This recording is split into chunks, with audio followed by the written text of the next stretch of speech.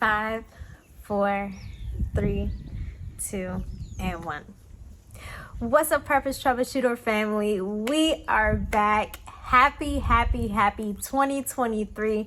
Listen, y'all, I am so excited for all that 2023 has to offer. No, this is not new year, new me. This is new year, same God, same mission, same goals. Probably a little bit more energy, definitely more commitment, because I am committed, and I hope that you too are committed to becoming the daring disciple of dominion that God has called you to be. If you're new to the channel, welcome. This is the channel where we're developing daring disciples of dominion, and we are truly marketplace leaders who are ready to step into the fullness that God has called us to. So welcome. My name is Avern, and I'm your Purpose Troubleshooter, and in this amazing place of community, we are here to truly just build, grow, and support each other on this journey of purpose. So for this first month of Troubleshoot My series, the first thing that I wanted to talk a little bit about was character. And the reason why I wanted to touch on character was because I feel like, just like when you dig into a avocado. Let's take, for instance, an avocado. When you cut into it, there's a seed at the core, right? And when we think about everything that we become, everything that we lead, everything that we're in charge of, everything that we dream and aspire to have, at the core of everything is character and who we become as individuals. So I wanted to start off this year by troubleshooting our character, because really and truly, there's this saying that says your attitude depends, what does it say? It says your attitude determines your altitude. That's what it says. My apologies. But when we think about our attitude stems from the strength and the quality of our character. And therefore, if we're truly going to achieve all the things that God has called us to, we must first deal with the root and with the core, and that is our character. Our character comprises of how we feel, how we act, what we think, and this actually internalizes our mind, our will, and our emotions. And if you've watched any of our videos from last month in December, we know that our mind, our will, and our emotions is comprised of our soul. And listen, life is not just about life. Life is actually the fight between who's going to get our souls, between darkness and light. And so it's important to ensure that you understand the battle that's taking place between your soul for your mind, your will, and your emotions. So today, grab a pen, grab a pencil, because we're going to talk about troubleshooting your character. Let's go. Okay, so to begin, we want to just define a little bit about what character is. So I know we hear character a lot. We probably even use it ourselves, but just to bring some clarity to the definition of what character is, real simple, you can jot this down. Character is the mental and moral qualities that are distinctive to an individual. So your character is the thing that people say, oh, she has good morals, she has good qualities. And when you add them together, they say, do you have good character or do you have bad character? So when you think about a distinctive feature of a person, the first thing that you often think about is who they are as a person, and that is comprised of their morals and their qualities. So character is comprised of your morals and your qualities. Now, as I mentioned before, it basically entails how you feel, how you think, and how you act. So based upon your feelings, your thoughts, and your actions, this comprises your character. Now we say, your character is really the thing that is in charge of your reputation, how people see you, how they view you, if they want to work with you, if they want to be your friend. It's really the determining factor as to how you get along with people,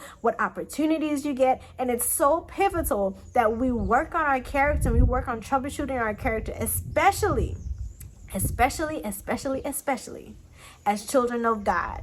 Because one of the things that we have to ensure that we are always doing is being a good representation of our Father here on earth. One of the things that Caribbean people say is, your parents will tell you, don't go there and embarrass me, Don't go there and embarrass me means be on your best behavior, have good character, and act in a manner in which I train you up to be. right? And that is the same thing that God is expecting of us, to have good character, to represent him well. And guess what? If you're wondering, well, what is the character that God is asking me to live by? Have no fear. The Bible is there, and we are going to get these answers for you, okay? All right, so just sit tight. So what are some of the top character traits that you should possess, or you should have in your arsenal to ensure that you're on the right path to possessing good character? Well, get your notebooks, because I'm going to give you 6, all right? Now, the definitions of these character traits are simplified based upon my perception of what they are. If you want to do an in-depth study, by all means, please go ahead and have fun with it. But I'm going to give you these bite-sized definitions so that you can, understand it a little bit easier and a little bit faster. So character trait number 1 is integrity. Okay, character trait number 1 is integrity. And integrity is literally a word that describes the soundness of your character, the soundness of your trust. Can you be trusted? That is the main thing that integrity is comprised of. Can you be trusted? Are you a person who is true to your word? Are you a person who, is sound with the things that you're saying? Are you a liar? Are you a cheater? Or are you a person that's honest? Or you're a person that's truthful? Or you're a person that's always keeping to the word that you said that you're gonna do, or all these good things? So are you a person of integrity? Number 2 is, are you a person of honesty? Now, I always have this debate with people, because I tell them, listen, honesty and transparency for me are 2 different things. Here is why. I believe that transparency is when you ask a person something like, hey, what did you do today? And they say, oh, I did X, Y, and Z. I went to the store, I went to the gym, and I went to work, right? You did those things. But then honesty says, I did those things, but this also happened. Right? So for me, I feel like honesty is where you go the extra mile to give details that weren't asked. Right? Whereas transparency is just kind of like answering a question that you get. Like, so when I was in a relationship, at one point I was just like, listen, you're being transparent, but you're not being honest, because you're telling me the truth, but you're not telling me the whole truth, right? So I feel like honesty is really that thing where you are able to speak the full truth and the whole truth about a situation, and not just say, well, I did tell you, but then you left out all the other details, right? So honesty is also just being truthful. When somebody asks you a question, it's like, give them a full answer. I'm not saying to hurt somebody's feelings, or I'm not saying that you should, step out of character and say something that is just off the wall. But I am saying that you should really give individuals your true opinions and let them know how you really feel, because this is the only way that they can truly receive the fullness of you as a person. All right. Number 3, loyalty. So loyalty is being steadfast and committed to a person, knowing that you can rely on each other. Loyalty is being steadfast, being committed to a person, and knowing that you can rely on each other. So I know that there are people who would say, even if you're wrong, I'm going to stick by your side. Now, there's good loyalty and there's bad loyalty, because if your friends are wrong and if people are wrong, you need to let them know that they're wrong. And there's a way to do that as well. But loyalty is literally the expression and the demonstration to say, hey, I'm with you. I support you. I'm here by your side. And yeah, we're going to ride this thing till the wheels fall off. All right. Self-sacrifice. Now, this one is a big one, because the ultimate sacrificer, I don't even know if that's a word, but the ultimate sacrificer is Jesus, right? He's the ultimate sacrifice. He literally laid his life down so that we might live, so that we might have freedom, so that we might be set free, so that we would have victory over the enemy and all the plans that he had, so that we can truly live a life of freedom in Christ. But now check this out.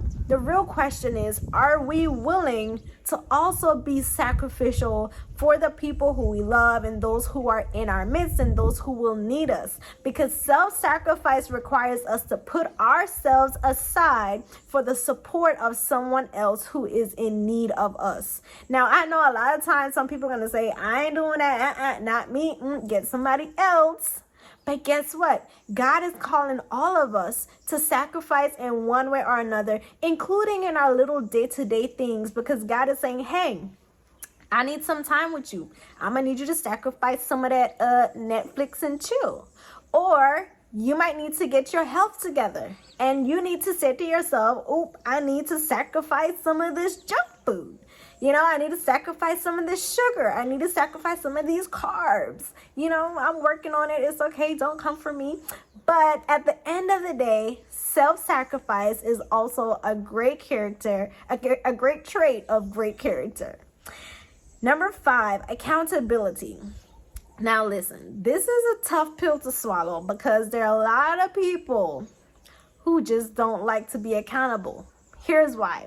Accountability requires you to go against your feelings sometimes, and your feelings of being lazy, not wanting to do something, sometimes not wanting to take responsibility for something. And that is what accountability is all about. Taking responsibility for a task, for an assignment, for an action, for something that took place, for an event.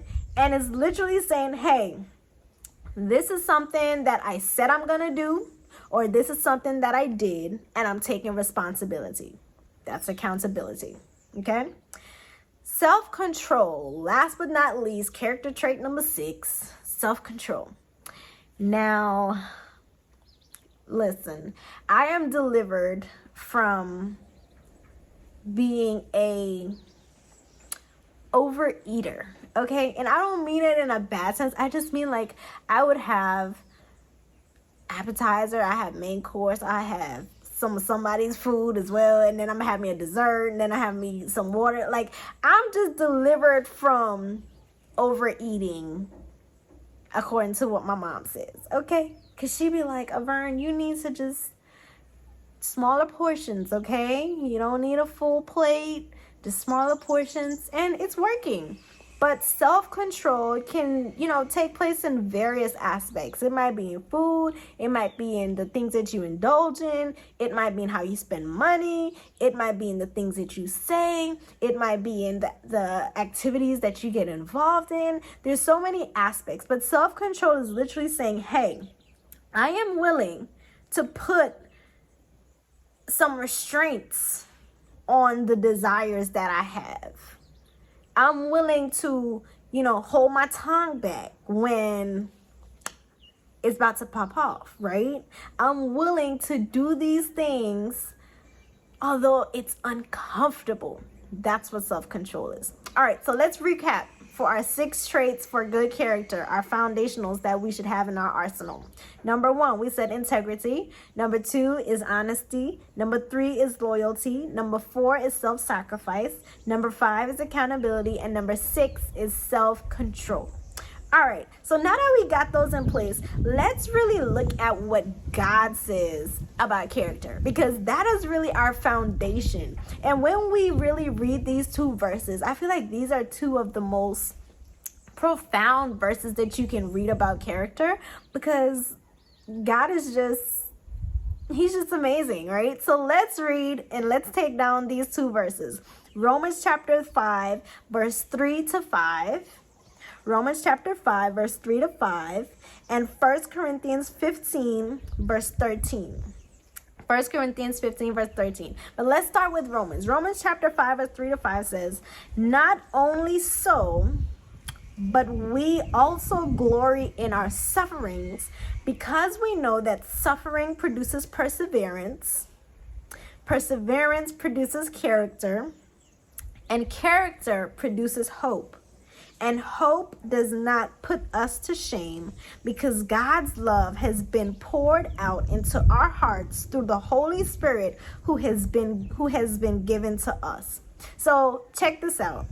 This is telling me when I persevere through something, when I persevere through a bad job, and I'm not saying to settle, but when I stick with it, when I don't give up, when I keep pushing, right? When I persevere through a challenging relational situation, when I persevere through hardships in families, when I persevere through moments where I feel depressed or moments where I'm lacking, it's telling me when I persevere through issues that are meant to stop me, this is where real character is developed. So if you ever want to ask yourself, am I developing character in this season? You need to ask yourself, am I running from my problems, or am I running to the outcome that I'm going to get on the other side because I persevered through this situation? So when you see, people who have gone through stuff and who have really paid attention to their journey and who has really maximized the lesson that they're going through, oftentimes these people have very great character traits, and they're very strong, they're very sound, they're very in tune with who they are, and they're just people that you want to be around, or people that you want to be like, because they possess great character traits. And that can also be you. But if you keep running from the hardships, if you keep running from the struggles, if you keep running from the character building moments, then you're not going to produce character. That is what this is telling us.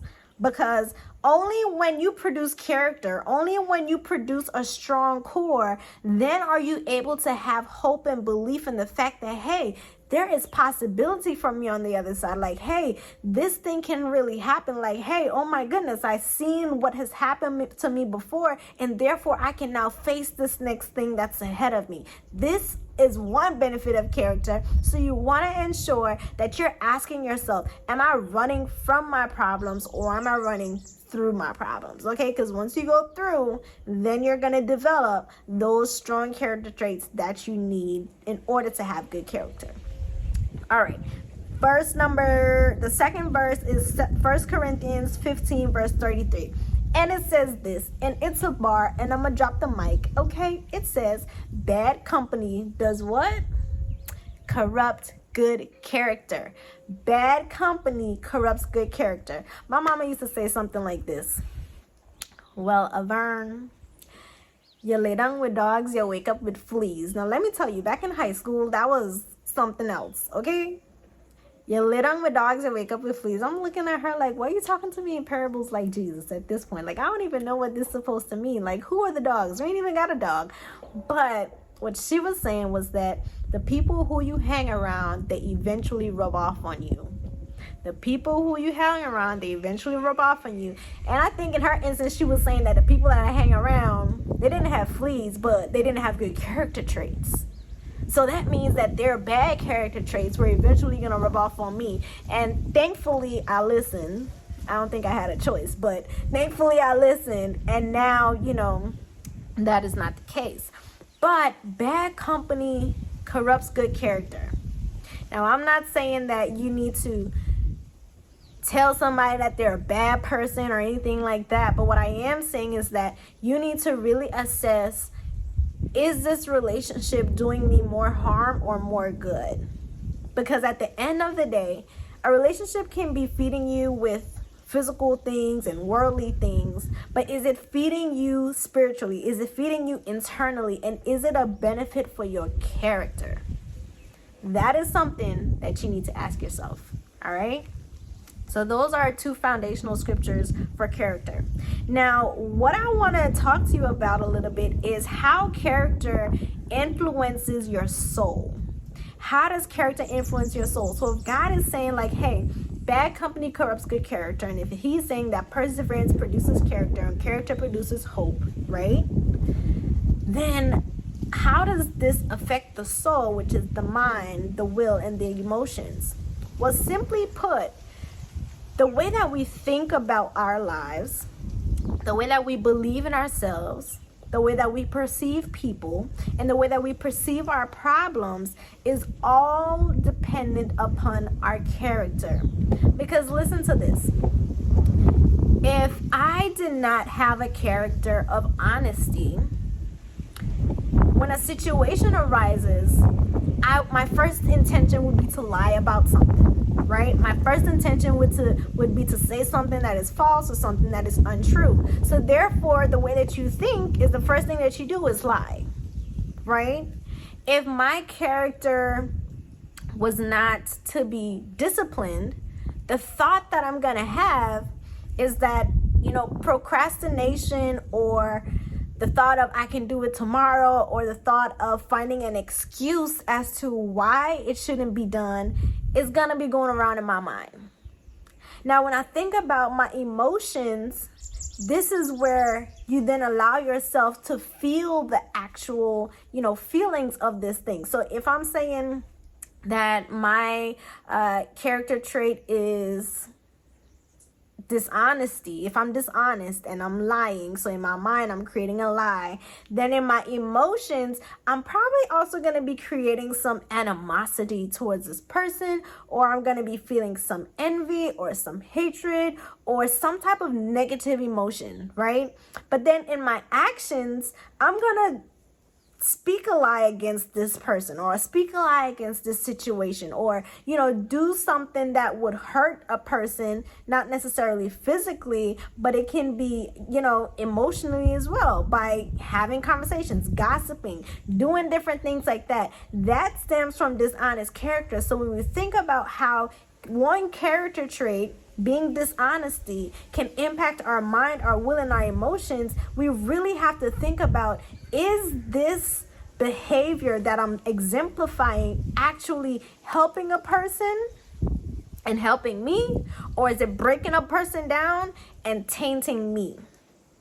So when we think about how our character traits affect our mind, our will, and our emotions, it affects the things we think. It affects our vision. It affects our belief system. It affects everything that goes on psychologically in our minds.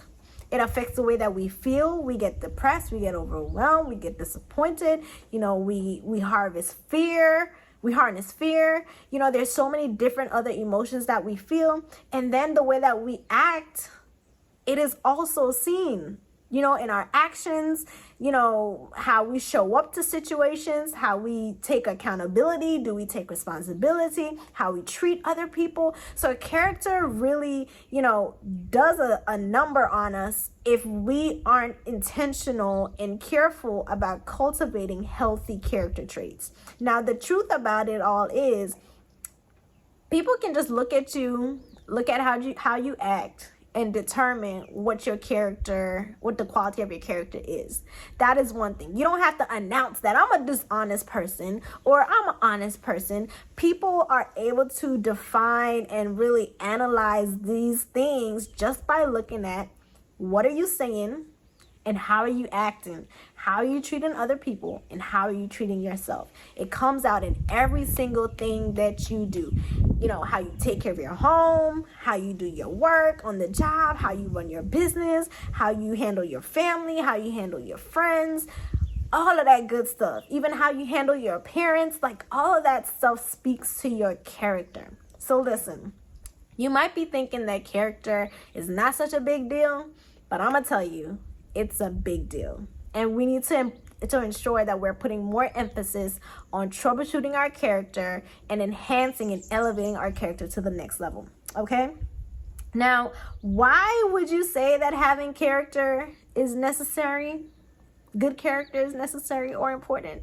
I would say that having good character is necessary and important because it's really one of those things where it allows you to have opportunities that you won't always be able to vouch for yourself, but other people will vouch for you. Other people will feel safe recommending you, referring you, giving you opportunities, trusting you with their stuff, trusting you with their opportunities. It's really the make it or break it attribute that will really catapult your career, catapult your relationships, catapult the quality of your life, or it will do the opposite to all of those things. So if you're looking to elevate your life, if you're looking to change the scenery, if you're looking to flip the script, 180-degree change, start with your character because it's at the core. All right. Now, I want you to walk away from this video with an actionable step that you can take in order to troubleshoot your character. The first step that I want you to take is to take some time to assess within yourself. What type of character traits do I have? What are the character traits that I'm most proud of, and what are the character traits that I'm not so proud of? And then you want to ask yourself, how can I improve the ones that are strong, and how can I alter, switch out, shuffle around, get rid of the ones that are not supposed to be there in the first place, okay? Because those need swapping out with some good character traits. Now, this is going to be a tough assignment or a tough task, because you have to assess yourself. You have to internalize. You have to, now tell yourself, hey, I'm not as perfect as I portray myself to be, or I'm not as whole or complete as I think I am, because I need to look at the inner me, because that's truly most times the enemy. The enemy is your enemy, okay? So one of the things I want you to do is take some time, spend some time with yourself, and assess what character traits you have that can be improved, and what are the ones that you need to get rid of and switch out and develop new ones. Then the next thing I want you to do, and this might seem scary, but let me tell you, with all of my coaching clients, one of the things that I work on doing with them is to get feedback from the people that they love and trust the most. Because the truth is, the way that you see yourself is not always the full picture of how other people also view you as well. So I want you to get at least 3 to 5 people who you can trust, whose character you trust, to give you feedback on what is one character trait that they feel you can improve or strengthen. What is one character trait that you can improve or strengthen? And this is going to really help you to see, 1, how do people see me? But 2, also get a different perspective, because you might be thinking, oh yeah, my discipline is amazing because you do this, this, and this. But then you have other people who also see, like, girl, you told me that you were going to do this and you ain't did this, and you told me you're going to do that and you ain't do that. So you need to get a second set of eyes. So those are your 2 activities that you can take to put actionable steps into troubleshooting your character. Listen, next week we are going to talk about Ruth. We're going to talk about Ruth. And if you know anything about Ruth, she's the one that's famous for the God send me my Boaz conversations that a lot of women who are anticipating marriage has. But we're not talking about marriage specifically. We're talking about Ruth's character, because Ruth has had such an incredible journey of going from a city or a country or a village where God wasn't really the main person, the main being, the main source that they worshipped. But Ruth has developed astronomical character throughout her journey of being with Naomi in a place of discomfort, uncertainty, into then seeing the promises of God. So we're gonna look a little bit of her at a little bit of her life and how she navigated a journey into becoming a woman who just is filled with godly character, who's filled with character traits that every woman should also work to possess. So, well, woman or man. So thank you guys so very much for joining me for Troubleshoot My Purpose, Troubleshoot My Character this week. We are troubleshooting the purpose that God has given us. And in this purpose, we're looking at the various attributes that we need to ensure that we've got down packed in order to be the daring disciples that He has called us to be. Okay? So this was Troubleshoot Your Character. Share this with someone who probably needs to work on their character, or who needs some word of encouragement. But I am your girl, Avern. Thank you so much for joining me, and I'm looking forward to next Thursday, where we're going to talk about the revelation of you through the story of Ruth and how she developed great character. Have a good one. Bye.